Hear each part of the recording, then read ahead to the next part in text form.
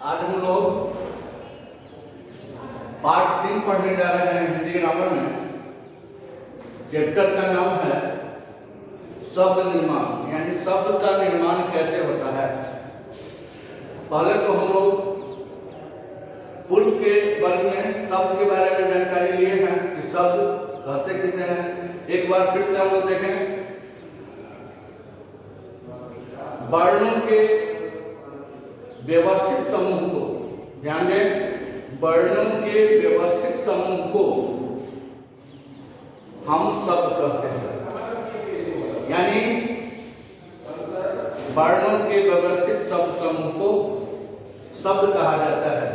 जैसे शब्द, कोई भी शब्द हम बनाते हैं, जैसे क हलन, अ, म हलन, ल हलन, जोड़ अ। यदि इसको हम जोड़ते हैं तो होता है क म ल, क म ल। और इस प्रकार से एक शब्द बना जो सार्थक है, वह बना कमल। यानी हम कह सकते हैं कि वर्णों के व्यवस्थित एवं सार्थक शब्द समूह को क्या कहते हैं? शब्द कहते हैं। अब शब्द निर्माण के शब्द को कैसे बनाया जा सकता है, इसको 4 भागों में बांटा गया है। एक हो गया, एक जो हो गया वह हो गया बनावट के आधार पर, बनावट के आधार पर, बनावट के आधार पर, आधार पर।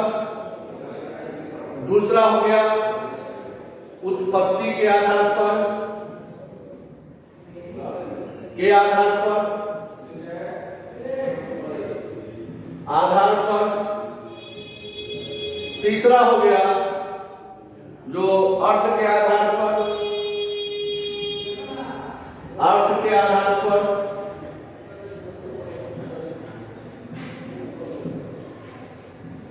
और चौथा जो हो गया, जो लास्ट है, वह है, चौथा जो हो गया वह हो गया आपको वाक्य प्रयोग के आधार पर, यानी प्रयोग के आधार पर। इस प्रकार से प्रयोग के आधार पर, अब फिर से एक बार हम लोग जाने कि 2 या 2 से अधिक सार्थक एवं व्यवस्थित वर्ण समूह को, 2 या 2 से अधिक सार्थक एवं व्यवस्थित वर्ण समूह को हम शब्द कहते हैं। उदाहरण के रूप में हमने आपको लिखा क म ल।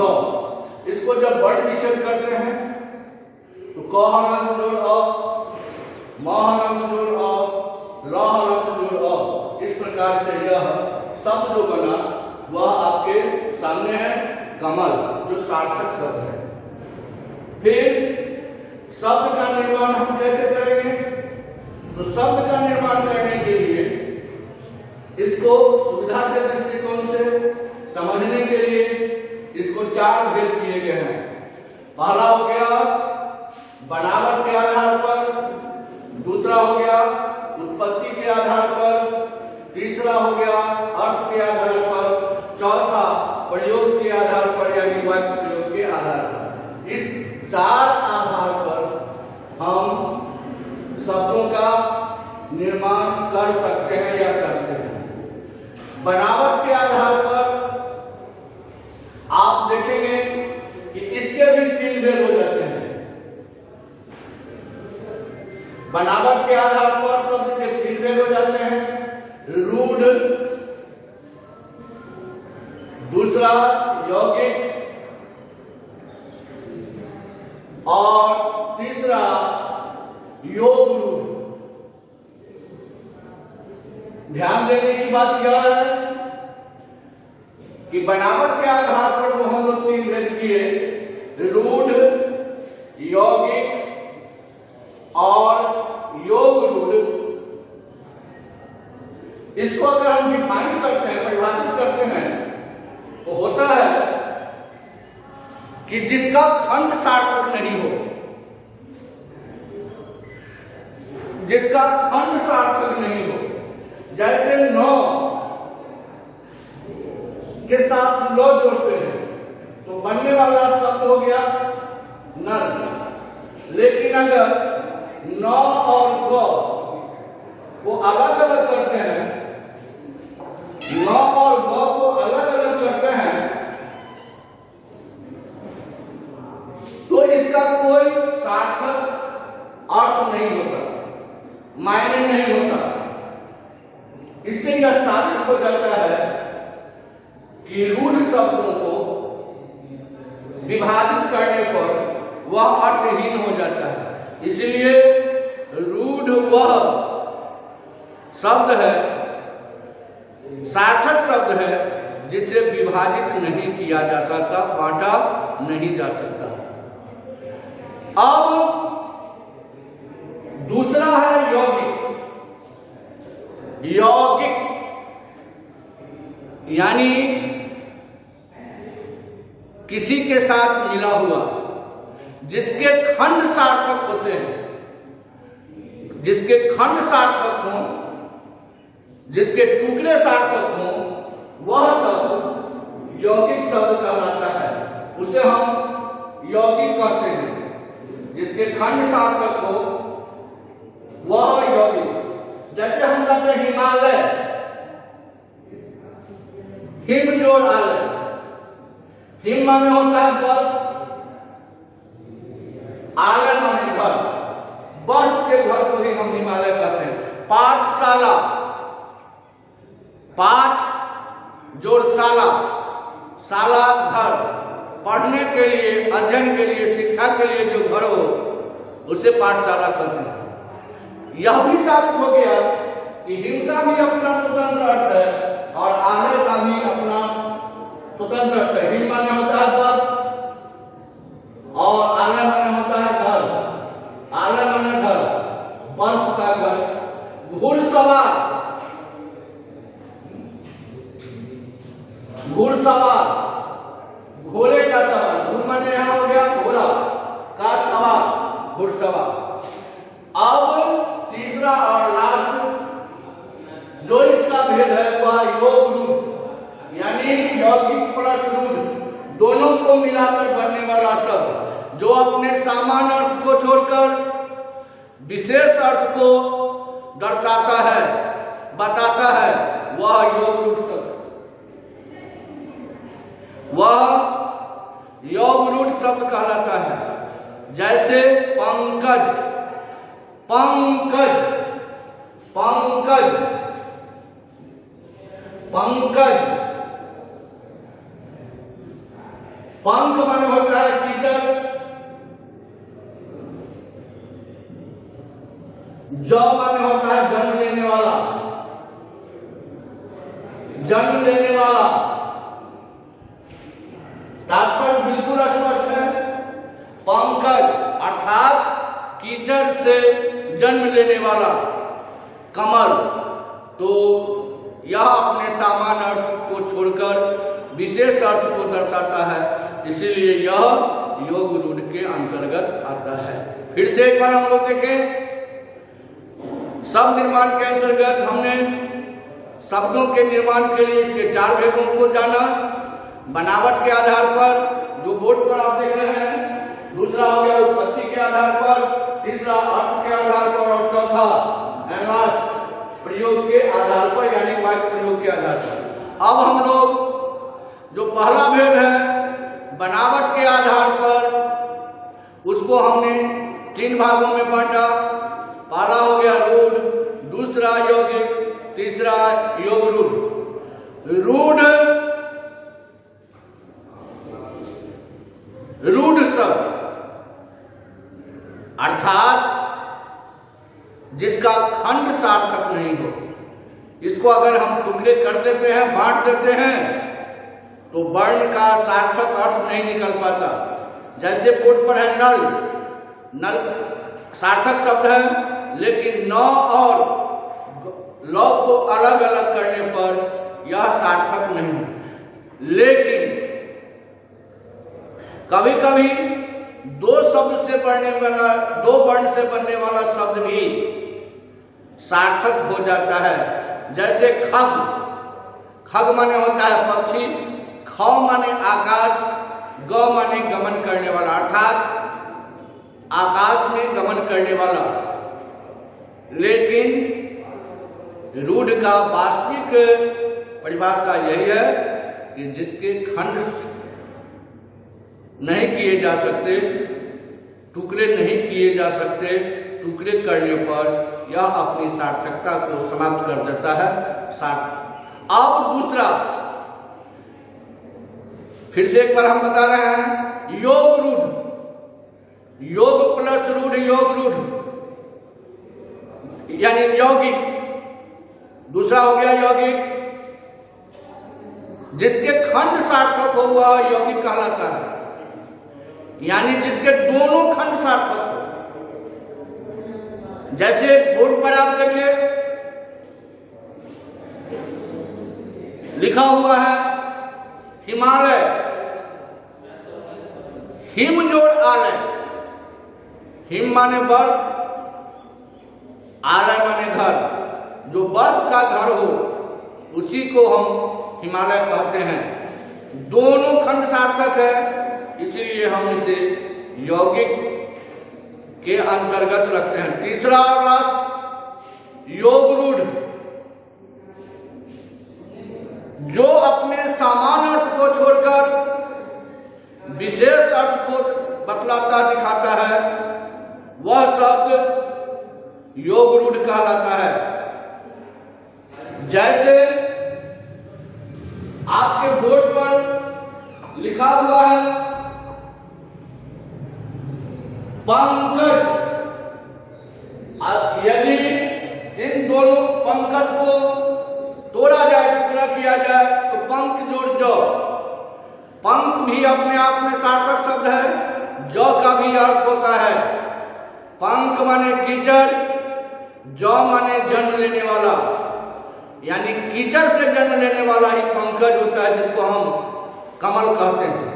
इस प्रकार से हम लोगों ने बनावट के आधार पर जो शब्द भेद होते हैं तीन, उसके बारे में जानकारी प्राप्त की। दूसरे में हम लोग आते हैं, वह है उत्पत्ति के आधार पर। इसके चार तो है, पांच शब्द की भी बात, पांच भेद की भी बात कही जाती है। जैसे आप लोग देखेंगे, पहला हो गया तत्सम, दूसरा तद्भव, तीसरा देशज, चौथा विदेशज, विदेशज और पांचवा संकर। संकर इसका अर्थ होता है मिश्रित। आइए हम और आप एक एक के बारे में जानें। जैसा कि आपने पहला देखा तत्सम शब्द, थोड़ा ध्यान देने की बात है। भारत की सबसे प्राचीन भाषा संस्कृत है और संस्कृत निष्ठ शब्द को ही तत्सम शब्द कहते हैं। संस्कृत के वैसे मूल शब्द जिसका प्रयोग हिंदी भाषा में बिना किसी परिवर्तन के उसी रूप में होता है, ऐसा शब्द तत्सम शब्द कहलाता है। फिर से ध्यान से दें, संस्कृत के वैसे मूल शब्द जिनका प्रयोग हिंदी भाषा में उसी रूप में होता है, ऐसा शब्द तत्सम शब्द कहलाता है। जैसे आप कहते हैं पूर्णिमा,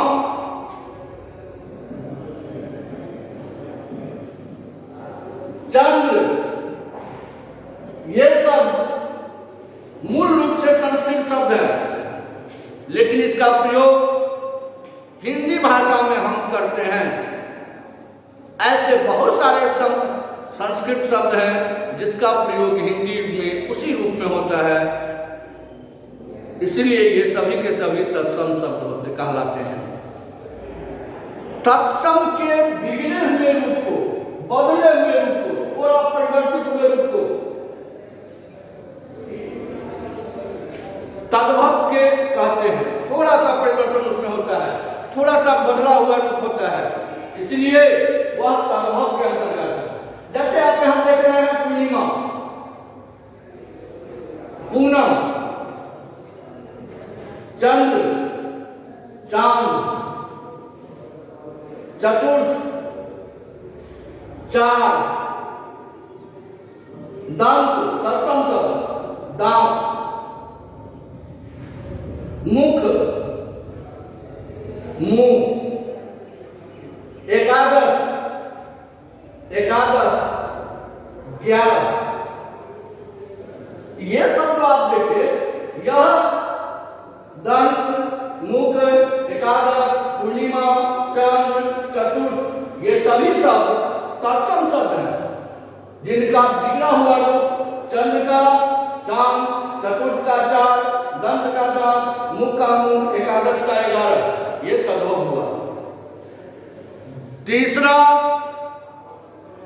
देशज, नाम से ही स्पष्ट है, जिसकी उत्पत्ति बोलचाल की भाषा में हुई है, एक सीमित क्षेत्र में हुई है, बोलचाल की भाषा में, जैसे खिचड़ी,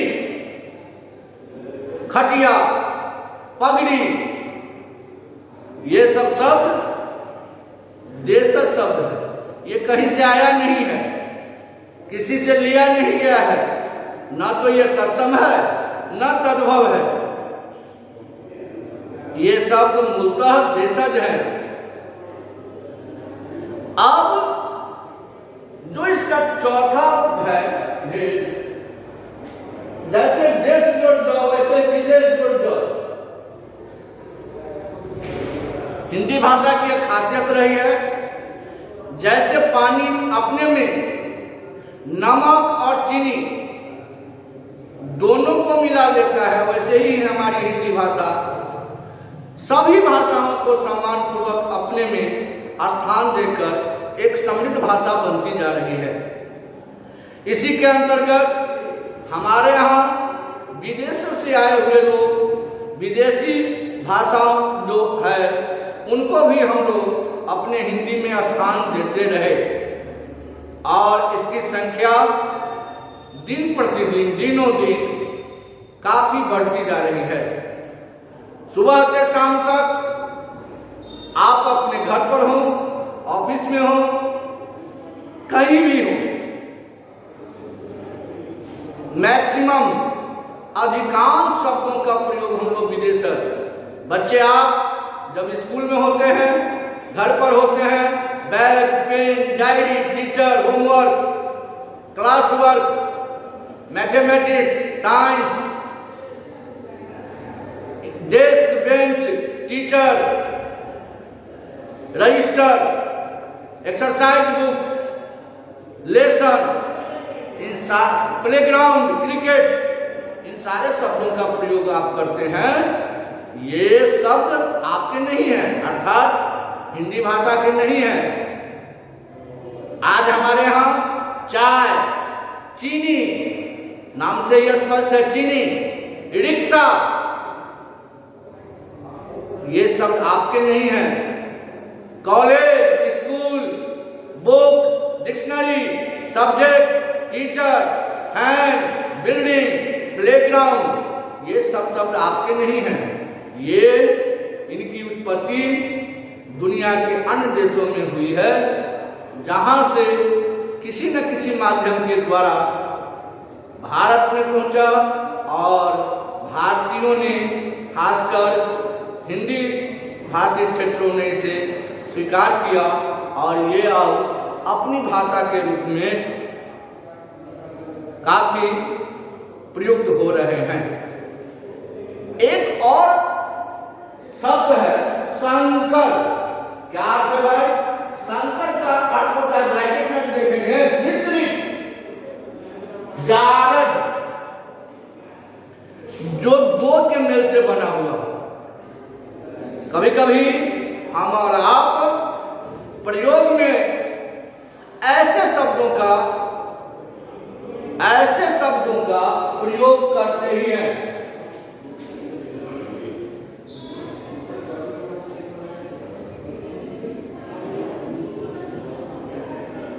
ऐसे शब्दों का प्रयोग करते हैं जैसे रिक्शा वाला,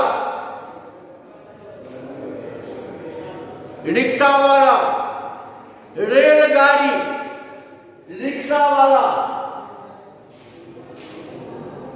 वाला, रेलगाड़ी। देखिए, रेल अलग, गाड़ी अलग, रिक्शा अलग, वाला अलग। ये शब्द जो है हम लोग जो प्रयोग किए हैं, यह दो भिन्न भाषाओं के मेल से बनने वाला शब्द है, जिसका प्रयोग हम बहुतायत रूप से करते हैं, प्रायः करते हैं।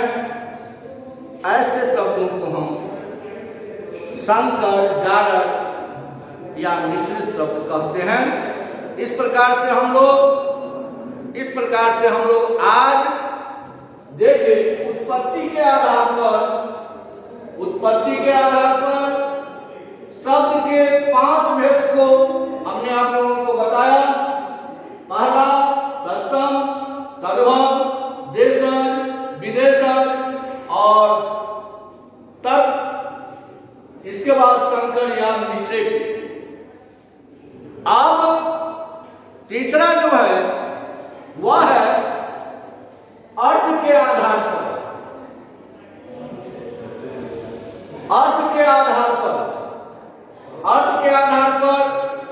सार्थक और निरर्थक, सार्थक और निरर्थक, सार्थक और निरर्थक, सार्थक और निरर्थक। सार्थक सौ अर्थ, निरर्थक अर्थ से विहीन। सार्थक वह शब्द है जिसका कोई न कोई मायने, मीनिंग अवश्य ही होता है, और ठीक इसके विपरीत निरर्थक वह शब्द है जिसका कोई अर्थ नहीं होता। जैसे हम पहले आपको बताए थे कमल, अगर इसी को हम उलट दें लमक, इसका कोई अर्थ नहीं है। तो कमल जो इसका पूर्व रूप था, यहां पर वर्णों की सार्थकता थी, और कमल एक फूल विशेष का नाम है, इसलिए यह सार्थक हो गया। नमक हिंदी में कोई ऐसा शब्द नहीं है जो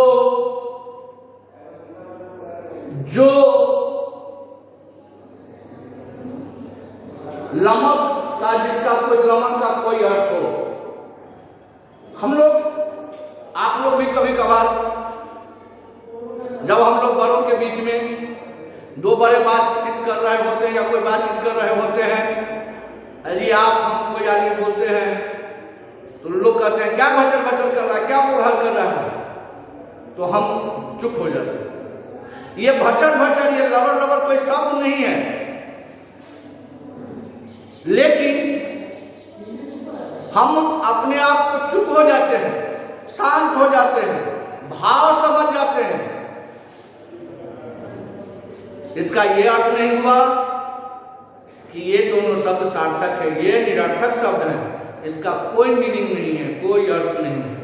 तो इस प्रकार से आपने देखा कि अर्थ के आधार पर जो दो भेद आपने देखा, सार्थक, निरर्थक। सार्थक के बारे में जान गए, जिसका कुछ अर्थ होता है वह सार्थक शब्द कहलाता है।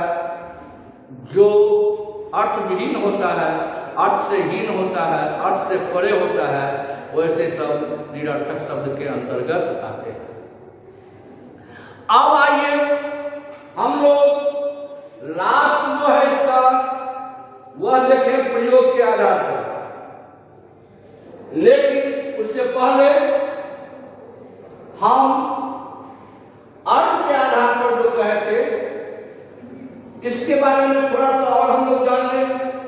जितना भी आप लोग ग्रामर में पढ़ते हैं, अनेक शब्दों के लिए एक शब्द, एकार्थक शब्द, अनेकार्थक शब्द, पर्यायवाची शब्द, विपरीतार्थक शब्द, श्रुति शब्द, भिन्नार्थक शब्द, ये सब सार्थक शब्द के अंतर्गत ही आते हैं। यानी निरर्थक शब्द का कोई क्षेत्र नहीं होता, वहीं सार्थक शब्द का क्षेत्र ही क्षेत्र है, विस्तृत क्षेत्र है। संपूर्ण व्याकरण ही सार्थक शब्दों में सन्निहित है, चाहे वह आप विपरीतार्थक पढ़ें, श्रुति सार्थक, भिन्नार्थक पढ़ें, पर्यायवाची पढ़ें, एकार्थक अनेकार्थक पढ़ें, इसमें यह सब सार्थक शब्द के अंतर्गत आते हैं। अब प्रयोग के आधार पर, यह थोड़ा सा ध्यान देने की बात है। प्रयोग के आधार पर, यह भाग गया है प्रयोग के आधार पर। प्रयोग के आधार पर थोड़ा सा ध्यान देंगे आप। यह आधे व्याकरण को कवर करता है। प्रयोग के आधार पर दो भेद हो गया, विकारी, दूसरा हो गया अविकारी। अविकारी, विकारी और अविकारी, अर्थात जिसमें विकार उत्पन्न हो, जो लिंग, वचन, पुरुष, कारक के पहचान चिन्हों के कारण जिसमें परिवर्तन हो, जिसका लिंग बदलता हो, जिसका वचन बदलता हो, जिसके रूप में परिवर्तन हो, विकार उत्पन्न करता हो, परिवर्तनशील हो, वह विकारी होता है। इसके अंतर्गत संज्ञा, सर्वनाम, सर्वनाम, विशेषण, विशेषण और क्रिया, ये चार जो है वह विकारी के अंतर्गत आता है। संज्ञा, सर्वनाम, विशेषण और क्रिया। अविकारी, जिसमें कोई विकार नहीं हो, अर्थात जिसमें कोई परिवर्तन नहीं हो, उसके अंतर्गत क्रिया विशेषण, क्रिया विशेषण,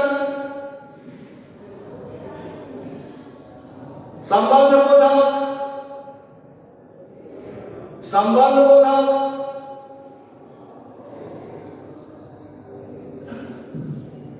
समुच्चय बोधक,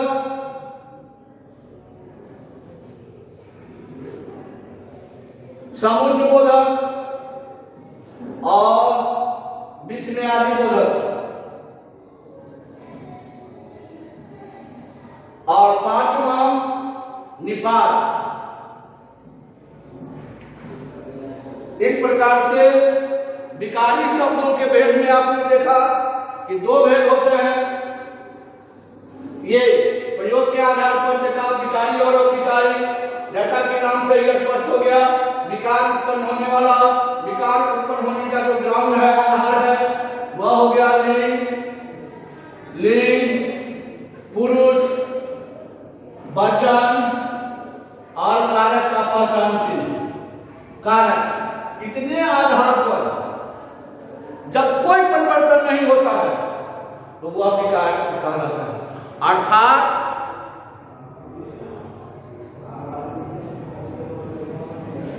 जो परिवर्तित हो वह विकारी, और जो परिवर्तित नहीं हो वही अविकारी या अव्यय कहलाता है। विकारी माने विकार उत्पन्न करने वाला, अपने आप को परिवर्तित करने वाला, और अविकारी जो हो गया वह अव्यय शब्द हो गया, अर्थात जिसके रूप में लिंग, वचन, पुरुष और कारक के कारण कोई परिवर्तन नहीं हो, वह अविकारी या अव्यय शब्द। इसको दूसरे रूप में हम यह भी कह सकते हैं कि अविकारी वह शब्द अव्यय शब्द है जो लिंग, पुरुष, वचन एवं कारक के पहचान चिन्हों के कारण परिवर्तित न हो, वे अविकारी या अव्यय शब्द कहलाता है। जहां विकारी शब्द के अंतर्गत संज्ञा, सर्वनाम, विशेषण और क्रिया आते हैं, वही अविकारी शब्द के अंतर्गत आप देखें क्रिया, विशेषण, संबंध बोधक, समुच्चय बोधक और विस्मयादि बोधक शब्द आते हैं। इसके अलावा अविकारी में एक और भेद जुटा हुआ है जो निपात कहलाता है।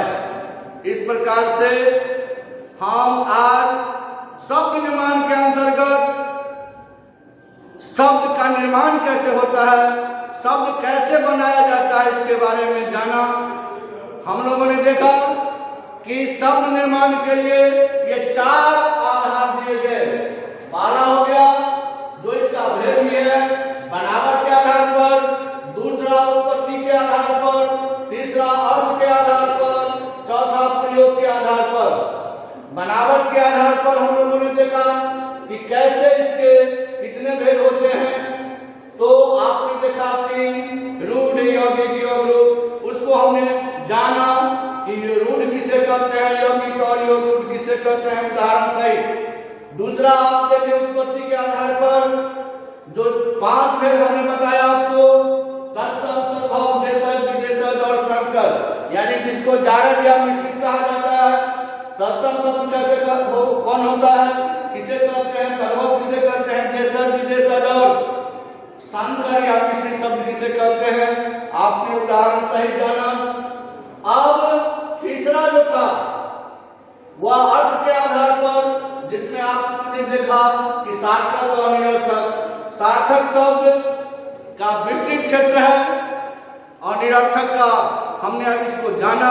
सार्थक के अंतर्गत आप देख रहे हैं कि जितने भी आप व्याकरण में पढ़ते हैं, विपरीतार्थक, श्रुतिसम, भिन्नार्थक, पर्यायवाची, एकार्थक, अनेकार्थक, ये शब्द सभी के सभी शब्द सार्थक शब्दों के अंतर्गत आते हैं। निरर्थक अर्थहीन होता है, इसलिए इसका कोई अर्थ नहीं होता, इसलिए कोई इसके उदाहरण भी कम मिलते हैं, इसके कोई भेद नहीं। अब आइए, जब हम लास्ट वाक्य प्रयोग के आधार पर आए हैं तो आपने बोर्ड पर देखा इसके मात्र 2 भेद होते हैं, विकारी और अविकारी। लेकिन थोड़ा ध्यान दीजिएगा तो आपको स्पष्ट हो जाएगा कि केवल अर्थ के आधार पर और प्रयोग के आधार पर ही अगर देखा जाए तो संपूर्ण व्याकरण का 75% भाग इसी के आधार पर होता है। हमने आपको बताया विकारी, विकार उत्पन्न होने वाला, अर्थात समय और परिस्थिति के मुताबिक अपने आप को बदलने वाला। उसके अंतर्गत आपको हमने दिखलाया संज्ञा, सर्वनाम, विशेषण, क्रिया 4। अविकारी जिसका दूसरा नाम अव्यय है, नाम से ही स्पष्ट है, अव्यय जिसमें कोई परिवर्तन नहीं हो, व्यय नहीं हो। अव्यय वह अविकारी शब्द है जो लिंग, पुरुष, वचन एवं कारक के पहचान चिन्हों के कारण परिवर्तित नहीं हो। इसका भेद आपने जाना, क्रिया, विशेषण, संबंध बोधक, समुच्चय बोधक, विस्मयादि बोधक और निपात। इस प्रकार से हम लोगों ने आज शब्द का निर्माण कैसे होता है, किस आधार पर होता है, उदाहरण सहित जाने।